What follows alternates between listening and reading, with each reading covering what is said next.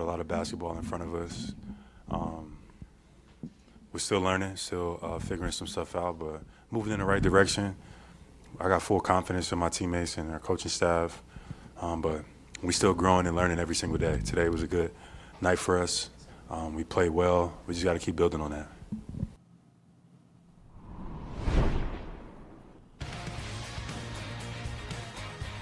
Jaylen Brown and the Celtics, you can't beat that home cooking. Hashtag different here. You see that score on the right side? The Celtics blow doors against the Cleveland Cavaliers. 125-105, an absolute whooping for Boston's second straight win, improving to now 2-3. Tough night for the tank crowd, Ountae Campbell, Adam Kaufman. Man, that was...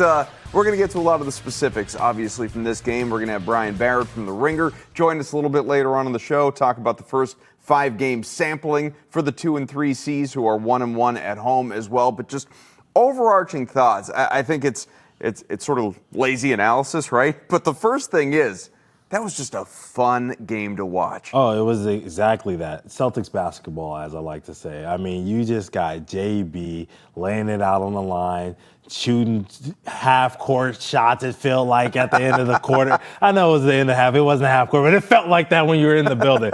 And then, you got Hauser making no-dip shots. You got Minott scrapping and getting rebounds. You got Luka Garza playing an unbelievable first half. I mean, everybody showed up in different ways. What a beautiful win for the Boston Celtics. Snap the Cavs' 3-game winning streak as well. And, you just alluded to this, but a 20-3 run to close out the opening half for Boston, which, I think as the season goes along, clearly not every game is going to look like this. And there are going to be a lot of times that we're sitting there going, man, why can't they close? Why are they just giving these games away? I mean, honestly, there are going to be a lot of games, unfortunately, that look a lot like that very first one against Philadelphia, where you're up 13 points in the fourth quarter and you find a way to give it away. And I think, a lot of people probably kind of wondered as an 18-point lead shrank to 9 points there in that fourth quarter last night, is this one going to slip away too? Is this going to get away? Because the Cavs, they weren't fully manned, but all their, for the most part, their key guys. Yeah, they're missing 2 starters. Mitchell, Mobley, Allen, Hunter, they were there. Yeah, Garland, Strus, Merrill, they were absent. But this wasn't the same as the Pelicans the game before, missing Zion Williamson, clearly their best player. The Cavs were still favorites. The Cavs playing well, came to Boston, certainly should have on paper won this game. And yet the Celtics, with their personnel, they found a way to close the door on them, which I think, if nothing else, is just really encouraging that maybe they're starting to kind of get into their rhythm. Yeah, it was one of those games, too, where the Cavs came out striking hot. Yeah. There was a point, early in that first half where I was looking and the Cavs made like 11 threes and they were shooting like 78% from the three-point line. And I was like, the Celtics got to figure out a way to slow this team down just a little bit, right? But they didn't. They scored 60 points in the half, which is a great half for the Cleveland Cavaliers. But guess what? The Boston Celtics had a 75-point half. So they matched fire with fire, and they were the aggressors this entire game. I remember last episode I was coming to you, and I was like, they got to be aggressive. You got to foul. You got to do this. You got to bring it. I was bringing this dad energy, like how you yell at your kid in the car after a game, like, you're not doing it, son. You don't understand. You got to play harder. I was bringing that kind of energy. We're unlocking some trauma from Ountae's youth, right? A little therapy session. We got these nice chairs that we're sitting in. It feels like a nice little therapy session. Yeah.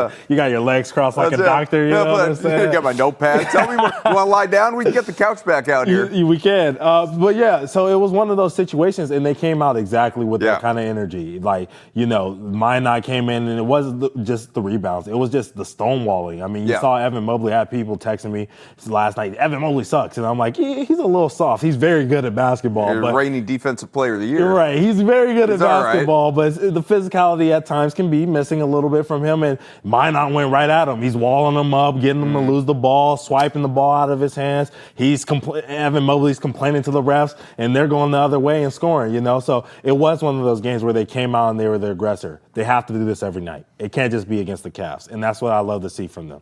There were a lot of good performances, obviously. You could look at Jaylen Brown, his 30 points on 12 of 20 shooting. He was plus 20 in 32 minutes. He's still battling that hamstring issue, but even still performed well. He was generally lights out. Derek White, I mean, we are just waiting for this dude to find his shot. Yeah. 5 of 20 shooting, 3 of 12 from 3, but even still, he found ways to impact winning as he has done throughout the start to the season. I mean, Peyton Pritchard kind of falls in that category too, right? I mean, 1 of 8 from 3, but he had 10 points, 10 assists. You said the assist rate, facilitating has been absolutely, nice. and the turnovers have been low. He was a plus 18 despite the 1 for 8 3-point shooting so far. But I don't think there's anyone is more excited about right now than Josh Minott, who has now started a couple of games. You've been calling for this. Like, we need to see more Josh Minott, and he filled out the box score.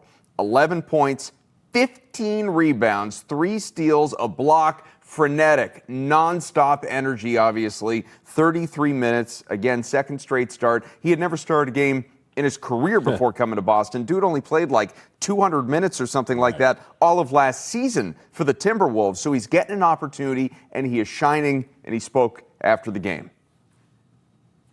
Josh, I know you talked about it before, the conscious decision to just go get a rebound. Joe just said it, like, you guys have to wake up and make that choice.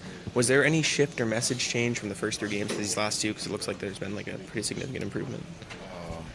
I'd say just as a team, we just turned that switch on. Collectively, we're all trying to make sure our, man doesn't get it. And then after that, it's like a team effort to make sure, like, okay, now my man doesn't have it. Now it's like, which one of us is going to go get it, So, it's just a collective effort on that rebounding end for sure.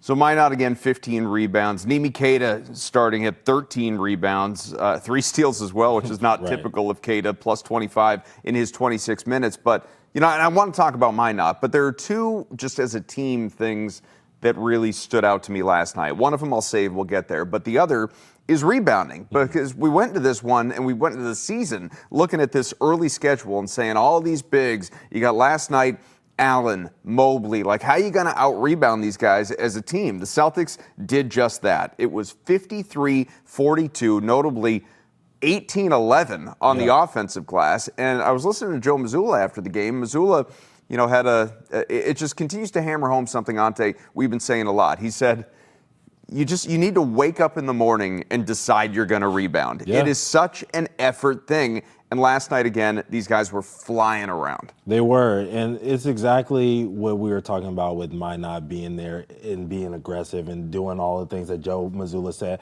I think a lot of people, when they look at this Boston Celtics team, they sit there and they say, okay, size equates to rebounding.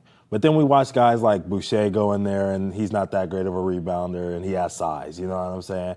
But when you really think about it, at the end of the day, you had Dennis Rodman. He wasn't the biggest guy out there. You got Draymond, who's a plus rebounder. He's not the biggest guy out there. We see New York and Josh Hart. I know we hate those guys, but like Josh Hart, 6'4", 6'5". Great rebounder. Amazing rebounder. Plays the 4 in the NBA at that size because he is such a great rebounder, right? And so you really think it's about the guys who have hustle, who have strength, and the guys who are just naturally athletic. You know what I'm saying? Just natural athletes. Having a guy like Minott in there, I mean, I want to clap. It's 2 games in, but like Brad Stevens, this is for you. Found another one, You found right? another one, dog. And you got it for a club option hopefully next year too. Like if he can keep He's this not up going and anywhere. he He'll stays be healthy, here.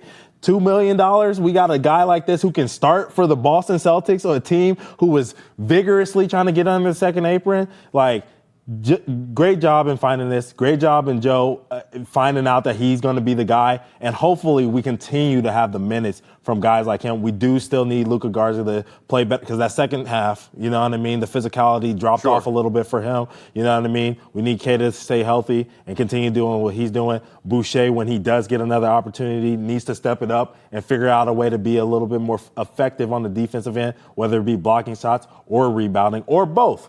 But this team is finally figuring out a little bit of who they are from the defensive and the defensive rebounding standpoint, and I love to see it. Do you feel like Minott, and I'm not going to say this is a permanent thing, but at least in the short-term future, Has he locked up a starting spot? Yeah, I think you got to keep rolling with him until I wouldn't even, I feel like he's earned a little bit of a leash here. Like, if he comes out against the 76ers and he doesn't have it, it's not as great, he gets 6 rebounds, whatever, you know what I mean? I think he still earns the opportunity to play in that second back-to-back on Saturday and start again because he has earned that leash, to me, at least. Celtics in this game, the volume, again, this three-point volume, 57 three-point tries. They made 21. They had 63 points off threes. Took way more threes than they did twos, but 21 of 57, still, 37%, which is what that equates to. It's reasonable, especially for that volume. You'd still like to see them obviously up over 40, but again, it's White, 3 of 12. It's Pritchard, 1 of 8. But Sam Hauser, who we're going to hear from here in a moment, he was 7 of 13, period. All his field goals, tries, were three-point tries. Dude went for 21 points off the bench in only 21 minutes. Joe was saying that the frenetic style you guys are playing, how hard you're playing, can impact the legs a little bit. Is that something, obviously you've shot great so far, but have you felt that at all, that's an adjustment with how hard you guys are playing to shoot? Yeah, definitely. I mean, it's an adjustment. You're expending more energy, and it's going to be harder to, when you don't have your legs underneath you as much as maybe you're used to, it's harder to make shots. But, you get a few games under your belt, you can start to get used to a little bit, and legs start to feel a little bit better throughout the game, and, the tides turn. So, Ountae, I said there were two things that really jumped out to me in this game. One was actually out-rebounding the Cavaliers. The other one, bench scoring, man. Yeah. All 5 Cavs starters scored between 15 and 19 points. Nice, balanced offensive attack. The bench only totaled 18 points. Yeah. The Celtics got 45 points from their bench. Yeah. Hauser, the 21. Anthony Simons had 14. Luka Garza, who you've mentioned a couple times, 10 points in only 16 minutes. So again, it's getting that depth scoring. We talk about this in hockey with the Bruins all the time, right? It's getting that depth scoring from your bench on nights that you're going to need it. And last night, again, putting up 125 points, to have 45 from your bench, 21 from Hauser, who is shooting 46% from 3 now. Yeah. Huge in a game like this, and you're going to need more of it going forward. Absolutely huge in a game like this. This is one of those games, once again, where you get to hide a little bit Derek White, you get to hide a little bit Peyton Pritchard, because the shooting and the scoring hasn't been there for those guys. But guess what? Hauser stepped up and he made the shots. Jaylen Brown has been absolutely lights out from the field early on in this Celtics season. So, when you have those guys, Luka Garza stepping up, even, Minott, whose shot is a little funky, made 2 out of 6, shooting 33% last night. So, when you have those guys stepping up, it's a great thing, because obviously the consistency for Derek White and Peyton Pritchard have been things that at least I have questioned. I don't know if Boston Celtics fans have questioned it as much as I have, but when you have that inconsistency, it's nice to see the bench and the role players stepping up. Do you think can we depend on this from Sam Hauser? I wouldn't say depend. During the regular season, he is this. I think he's just this kind of guy. Like, overall, I've noted it. I don't think it was, in the playoffs I really noted it, like that he gets hot. And when he's hot, it is this. It's 5 for 6. It's beautiful. It's great. But then when he goes cold, it's like, oh, I'm only shooting 1 for 4. You know what I mean? If he doesn't make those first 2 or 2 out of the first 3, he's not shooting it. He's afraid to shoot it. He's passing it one more, all this other stuff. So he has to find a way to be more consistent from the three-point line. It's a lot of highs and lows with this guy. So I wouldn't say consistent, but I think, he has streaks where he has good 2 weeks and then the bad 2 weeks. We needed to even out just a little bit. We'll remember that the Celtics opened their season again, giving away a game against Philadelphia in the fourth quarter when Joel Embiid was kind of out there, about 20 minutes, didn't look himself. He was really a non-factor. But it was the backcourt that killed the Celtics. 74 points between Tyrese Maxey, who dropped 40, and VJ Edgecombe in his NBA debut had 34. These two guys have not slowed down, and that's why Philadelphia is now out to a 4-0 start, and it also happens to be the C's next opponent as we get started tomorrow in Philadelphia with the NBA Cup. This completely needless in-season tournament. It's so dumb. The Lakers won the first one, the Bucks won the second one. These two teams, I was reading earlier, I think combined to win one playoff game in the 2 years. So it's even though these are sort of household names in terms of franchises, led by Giannis, led by LeBron, they flamed out in the postseason. They were kind of the underdogs. Like the eventual champion, the Oklahoma City Thunder, were part of it last year and got steamrolled by the Bucks in the championship game, and everyone started to say, this is the team in the West we're supposed to worry about? These are your Thunder? And then obviously, look what happened in the postseason. But anyway, it begins with group play tomorrow night. There are 6 groups. For anyone who doesn't know how this works, it's this wild card portion now. Yeah. The Celtics are with the Nets, the Pistons, the Magic, the Sixers in Group B. And again, 4-0 Philadelphia, considered the favorite in this bracket. And Maxey and Edgecombe just continue to light it up. Embiid is getting healthier. Jared McCain is getting healthier. He just went through a full practice, the standout rookie last year who hasn't played this year because of the thumb injury so far. So what do you expect here in this first game? After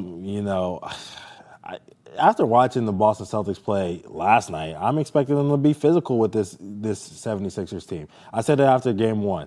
This 76ers team, especially when Joel Embiid comes out of that lineup, is foul prone in that front court. Those dudes want to foul because guys like Bona do block shots. I believe last game he had 5 blocks, in a quarter. So he can block shots when he figures it out. But at the same time, there's 2 sides to that coin. He can't foul. So I think this Boston Celtics team is going to do a little bit of a better job trying to get into those bigs, get those guys out of the game, force the 76ers to try to continue to shoot lights out, and then just get the ball out of Maxey's hands in any way possible. I don't think a rookie can beat you. I don't think Edgecombe can drop 50. But you know who can drop 50?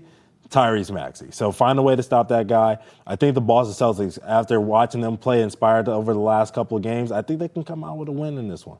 Through 4 games, Maxey, you say you can drop 50. Maxey is averaging almost 40. 37.5 points per game for Tyrese Maxey through 4 games. And then Vijay Edgecombe, who might be the Rookie of the Year, Cooper Flag, 22.3. He's also averaging about 6 rebounds and 6 assists. So this backcourt has been incredible, and we heard from Maxey talking about the group.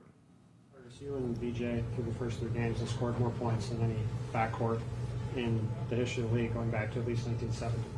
I was just curious what your thoughts are. That's a long time ago. 1970. That was a long time ago. But I don't have nothing to say. That's just a long time ago. That's good though. I mean, listen, we're just trying to go out there, be aggressive, and help us win.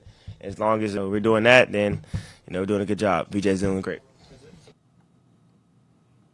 This show here comes your way on Nessa Nation Tuesdays and Thursdays at 1 p.m. That means as we sit here on a Thursday, the Celtics will play a few games before we're back with you again. The start of the NBA Cup, the Emirates NBA Cup, so sophisticated, at Philadelphia, and then home games, Ante, with Houston and Utah. Yeah. So you tell me, as they sit here right now at 2-3, what's the record after these next 3? Utah's a dub. No disrespect to them, but that should be a dub. No question about that. Apologies to both Danny and Austin Ainge. I already told you that. I think they can beat the 76ers. I think they're going to split with the 76ers in this early 2-game matchup that they have 1-1. So I'm taking them with 2 wins over the weekend, putting them at 4-4. I don't know what's going to happen against the Rockets. Yeah, I'm the same with you. I think they drop it to Kevin Durant and Ime Udoka and that plus-sized lineup. I was going to say front court's the entire damn lineup that Houston has. Everybody's at least like 6'7". But I'm with you. I think they bounce back. Close game, hard fought in Philadelphia against the Sixers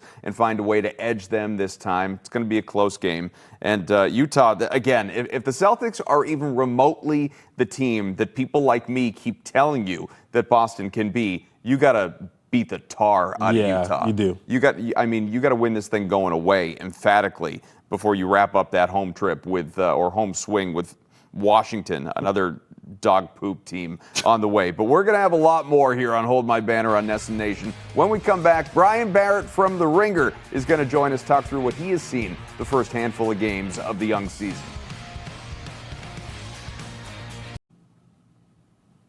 We're here with you on Hold My Banner, Nessa Nation, talking about, of course, the Boston Celtics, Adam Ountae. And look, it's Brian Barrett, which, by the way, happens to be his Twitter account. You should check it out. He is from The Ringer, hosts a Boston-focused podcast over there, Off The Pike, and always some good Celtics nuggets. Barrett, how we doing?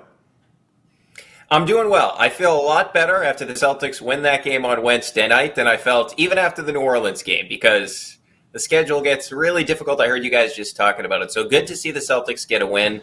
And I will say this. This is what I kind of expected from the Celtics at the beginning of the season, where I'm not saying they beat the Cleveland Cavaliers by margin every time they play them, but a competitive team that gets some contributions up and down the lineup. That's what I expected, not what we saw the first 3 games of the season.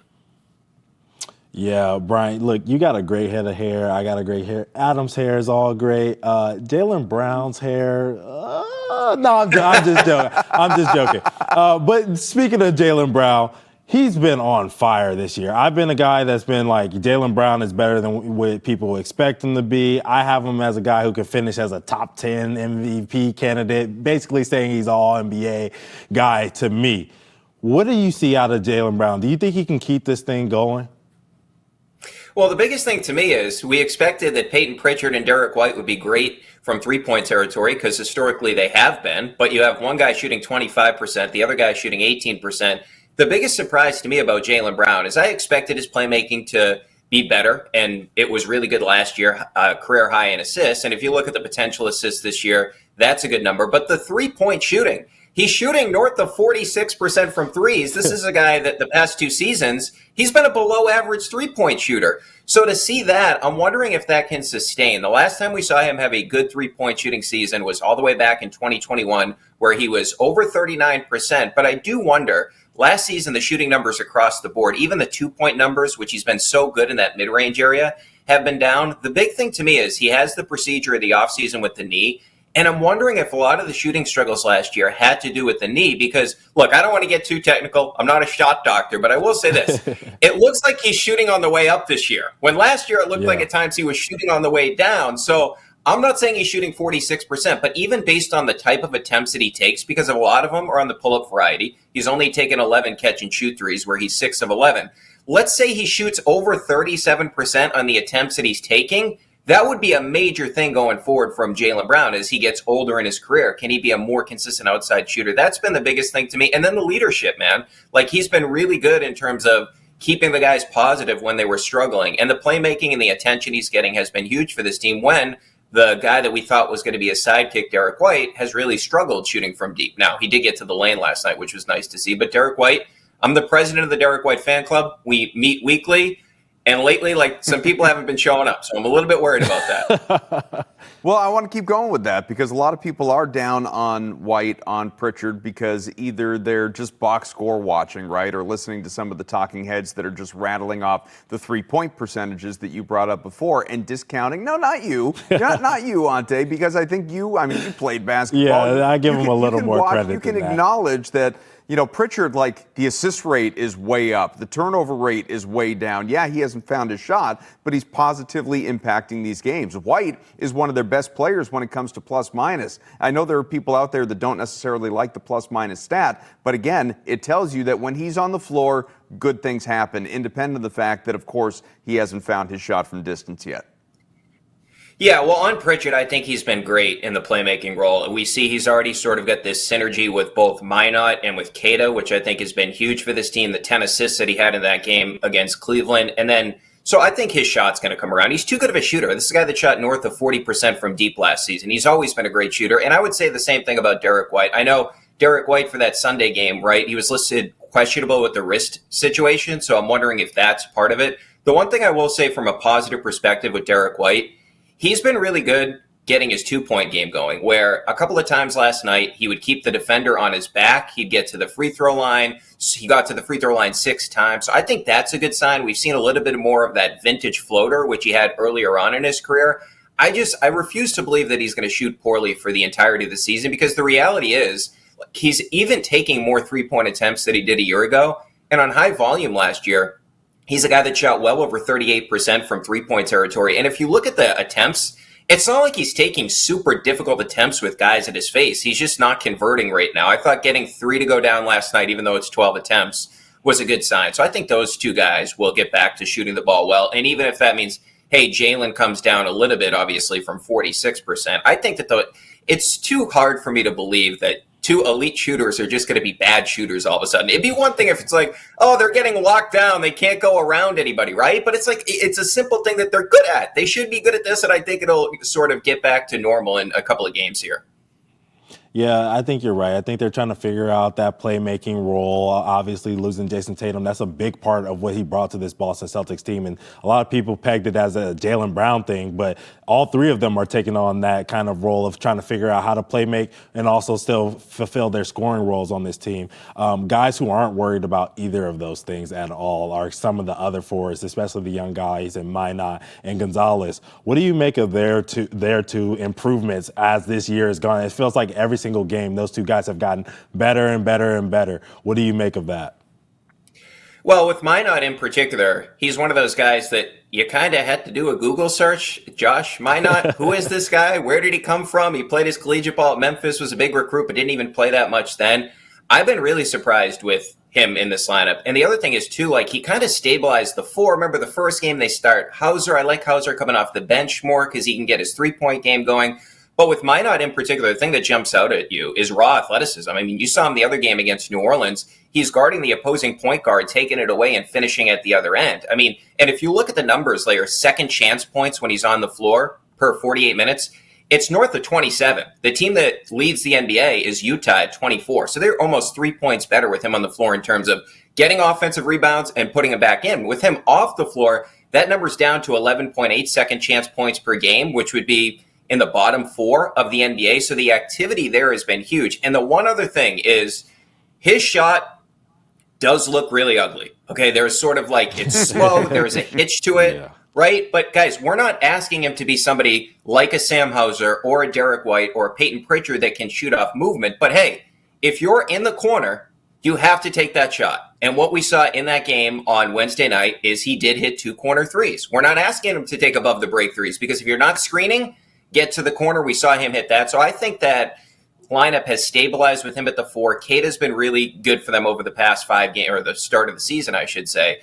And then with Hugo Gonzalez, the one thing I would like to see is it's like, all right, he has this great moment against the Knicks defending Jalen Brunson. I love the fact that he said, yeah, I can't really talk about good defense when the guy had 30. But he starts the next game. He's sort of aggravating Cade Cunningham. Like Cade Cunningham was like somebody else bring up the ball, which this new trend in the NBA with the full court pressure, I like that.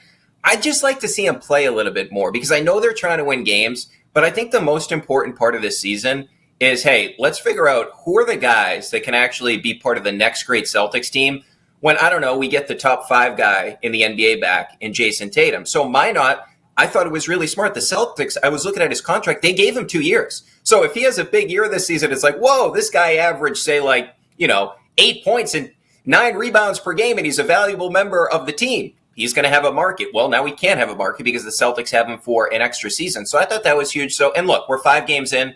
Ugo is going to get plenty of opportunities. I would just like to see him a little bit more here rather than it's like, oh, he starts a game, now he's DNP, except at the very end of the game. Yeah, what's up with that?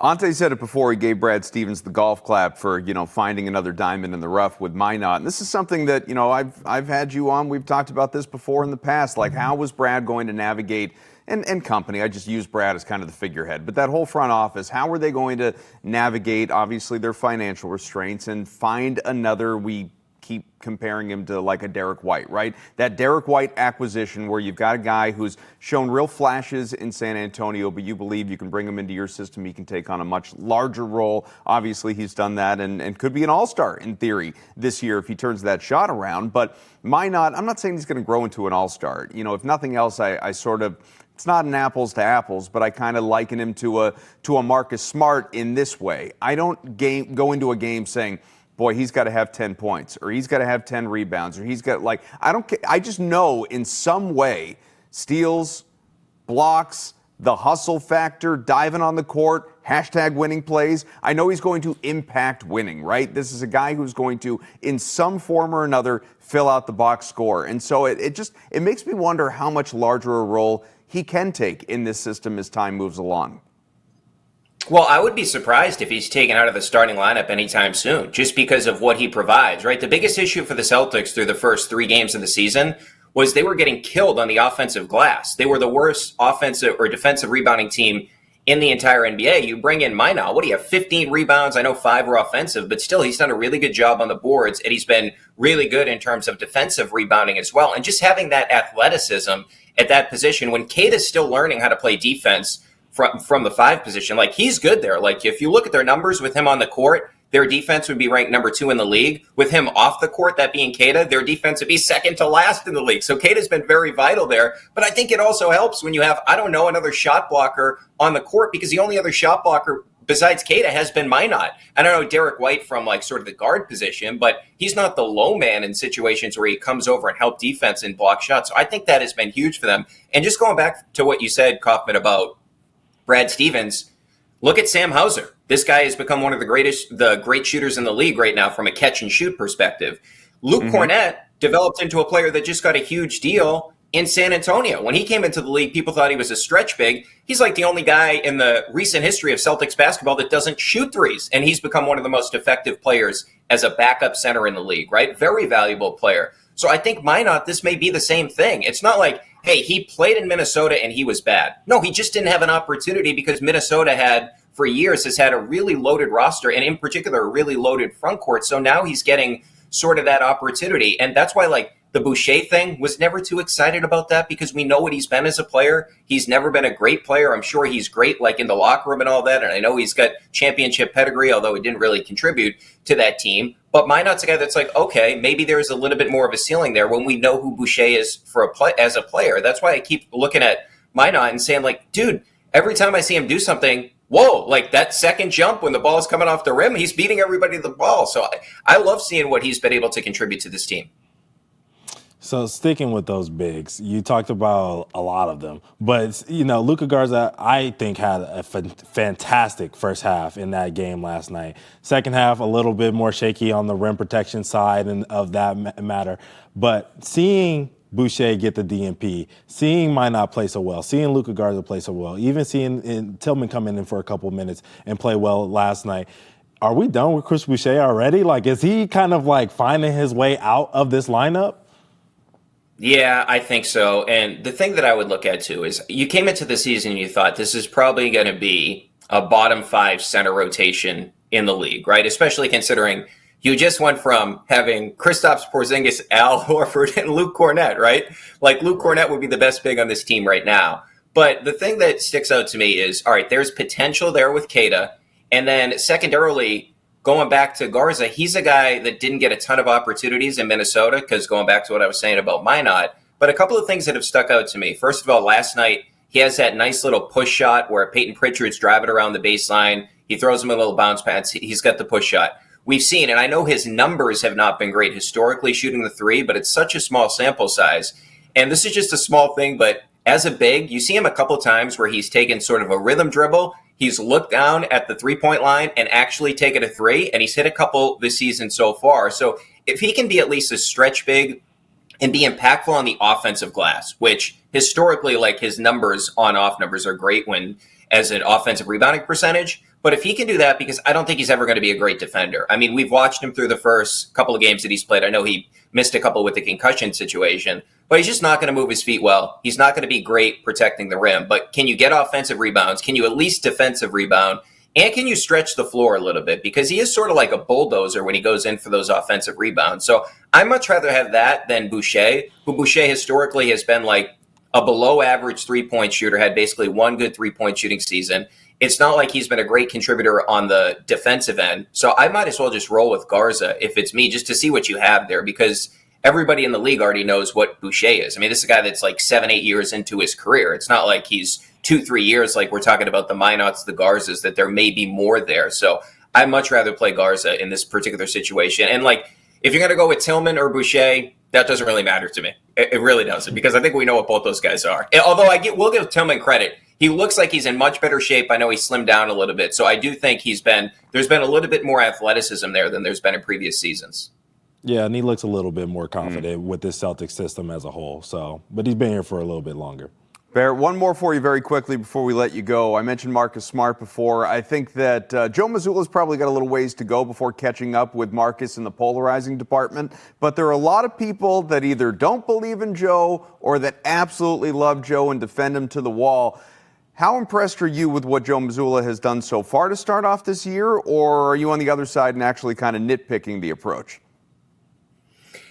I think it's, for me, like in terms of how I'm going to grade this season, it's a wait and see, because after the first 3 games, admittedly, I was probably too harsh on him because I'm like, well, how is this going to work, right? You're going to try to play super fast, but this is a team that historically has played super slow. So like the carryover guys that have been impact players, and we're talking about mainly Derek White and Peyton Pritchard and Sam Hauser, those guys, now Pritchard will push the ball, but that's not really a style that they've played over the past few years, which was part of their whole championship culture. The thing that I underestimated is how much work they were going to have to do to figure out the rotation. So now that they have figured this out with, hey, Minott's going to be the starting 4, and you already knew Queta was going to be the starting 5, I think that's where Joe deserves some credit here. But I think this is the year that we'll find out a lot about Mazzulla, because I will say this, Kaufman, 2 out of the past 3 seasons, I have been very disappointed with Mazzulla in the postseason. Now, the one in between, they won a championship, so it's tough to complain about that, right? But if you go back to last year, what works against the Knicks?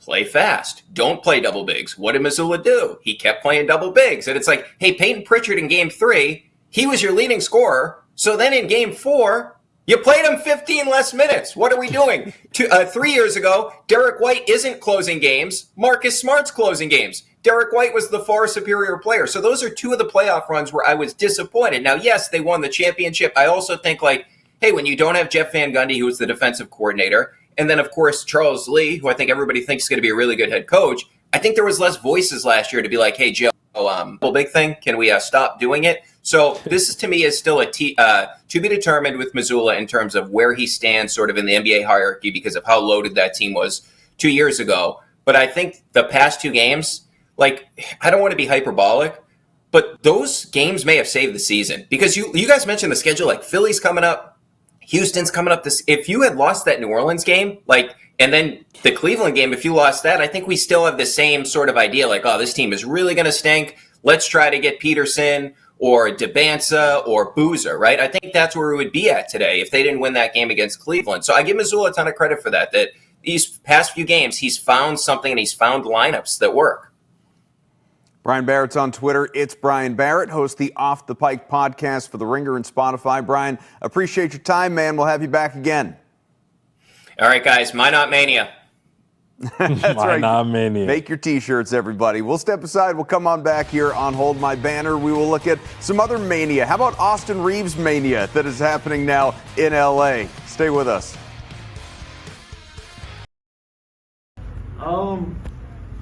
I don't know. I mean, this is a funny story. I was with my mom's best friend. I was probably like 7, and I didn't even really play basketball yet. And she asked me what I wanted to do when I was older, and I said I wanted to play in the NBA.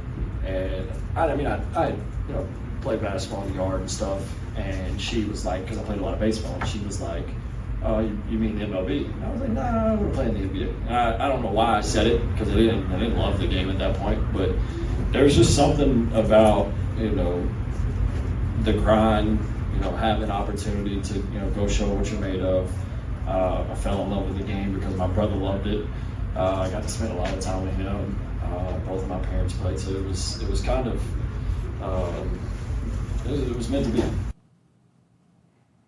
Rest is history, I suppose. From the NBA, Austin Reaves delivered last night. 28 points, 16 assists.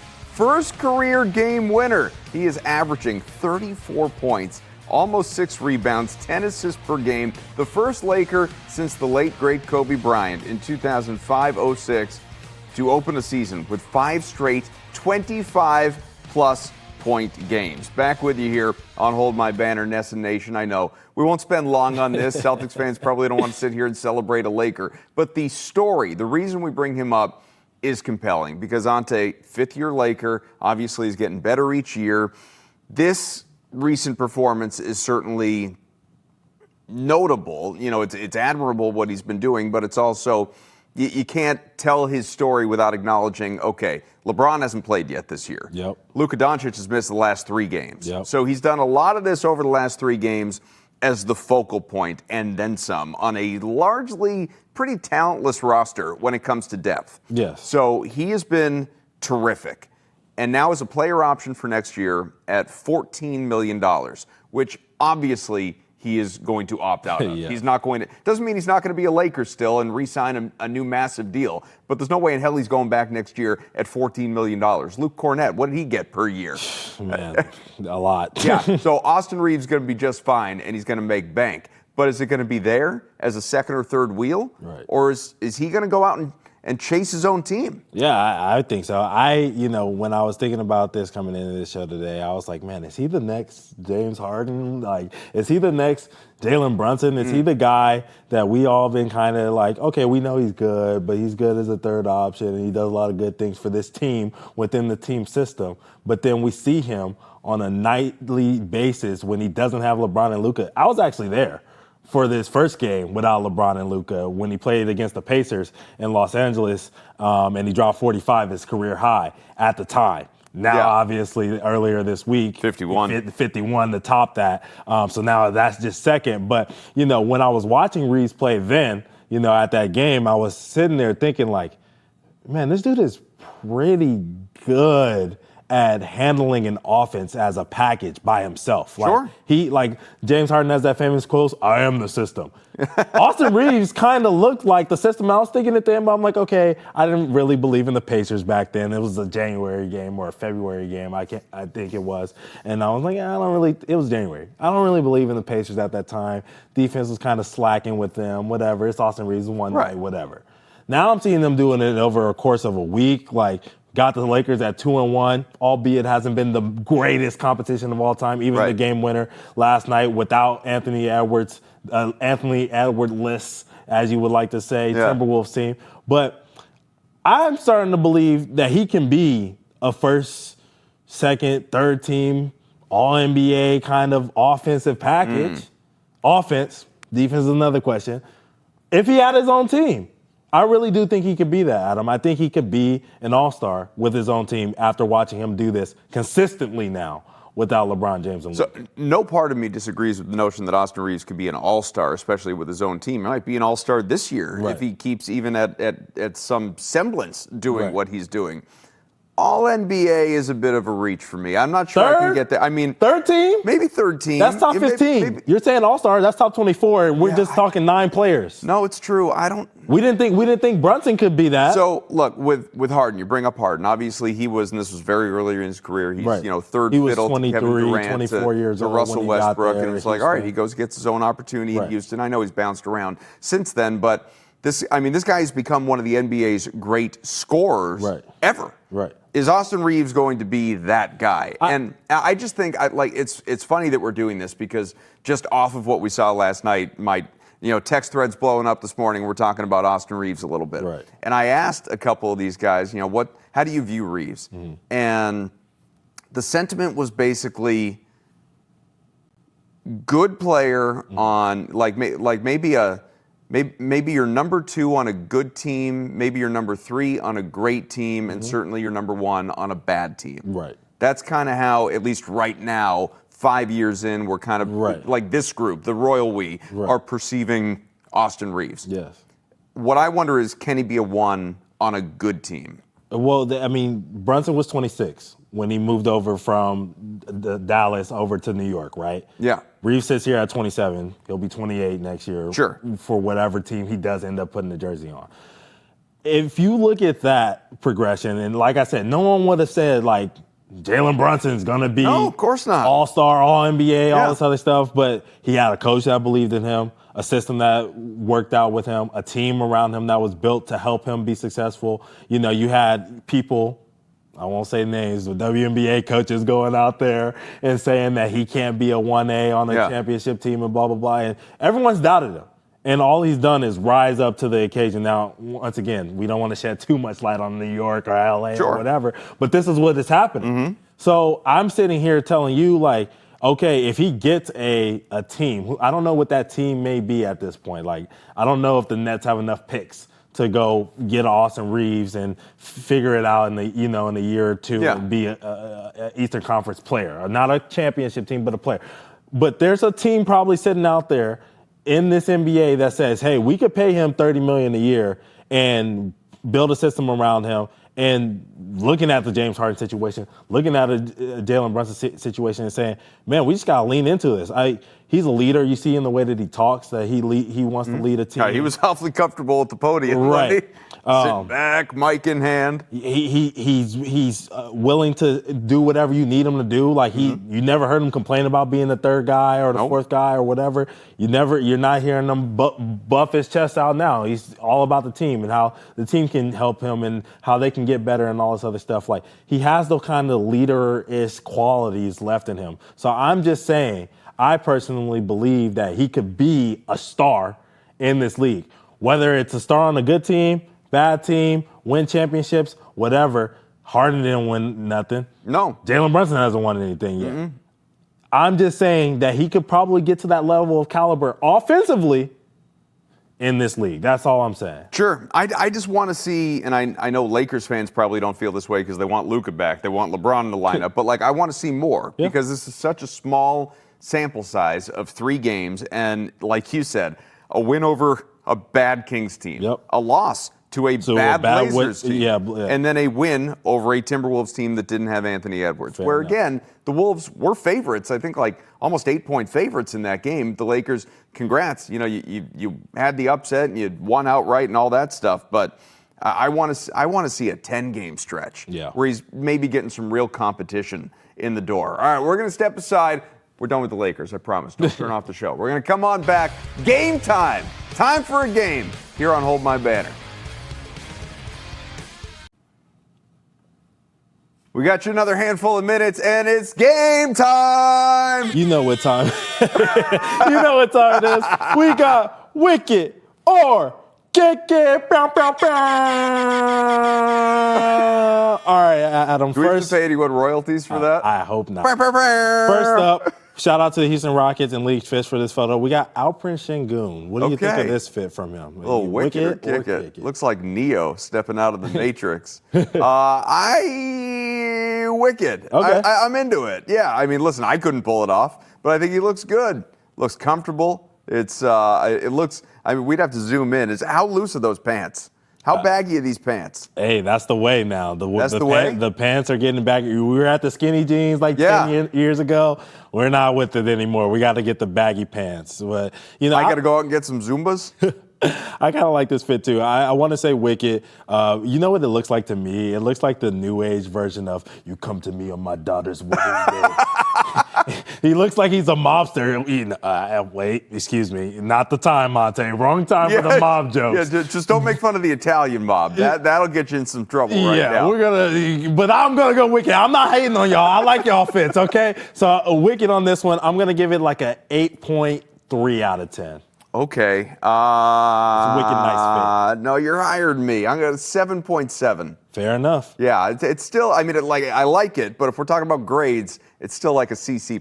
Okay, fair enough. I mean, that's your vote. That's your thing. Yeah, I'm sure Sengun cares The mob what I can come think. after you for not liking their fits. All right, what about this one? Shout out to League Fits for this photo as well. We got one from Chet Holmgren. How do you feel about this fit, Adam? Yeah, I mean, this is a wicked just because, congrats on finding clothes that fit.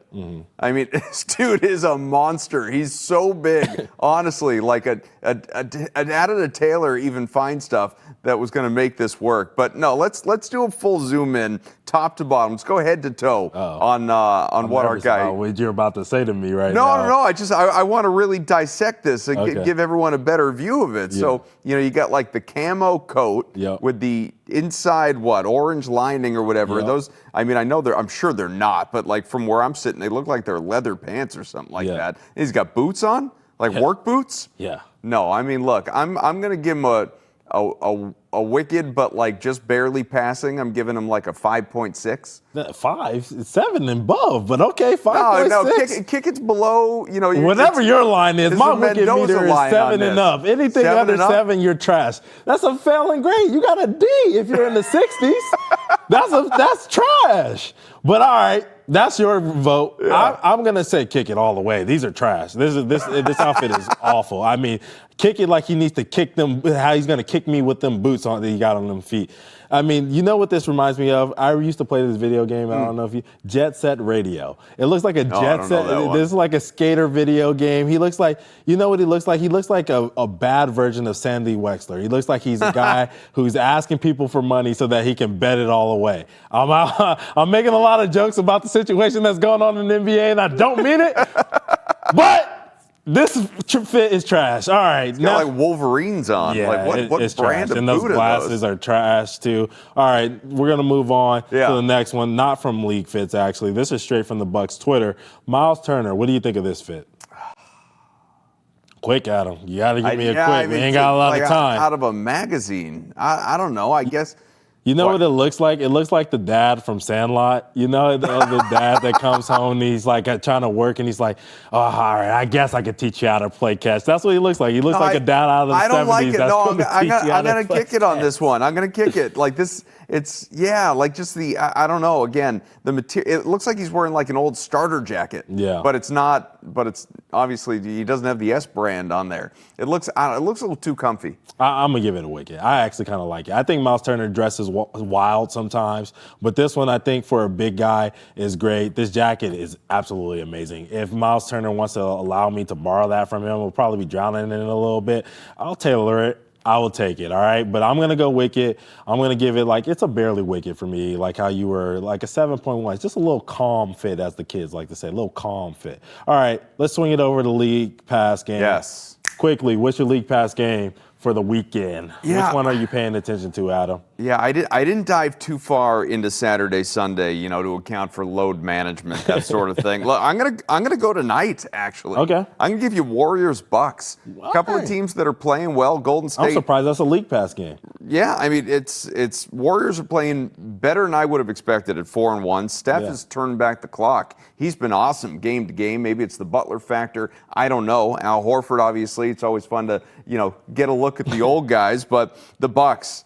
Milwaukee is out to a 3-1 start, and Giannis is dragging everybody else around him. Who was the second leading scorer for Milwaukee last game? Like Ryan Rollins? Right. So, yeah, I want to see if Milwaukee can keep this up against good competition. All right, I got you quick. Heat at Lakers, Sunday night. I ain't watching Sunday Night Football. I think it's like... It's not a good game. It's like Seahawks. Cowboys? I don't care. No, Who it's cares? Monday, I think. Commanders, Seahawks. I want to see how Spoelstra figures out a way to stop this Austin Reaves guy. I got to figure that out, so I'm rolling with that one.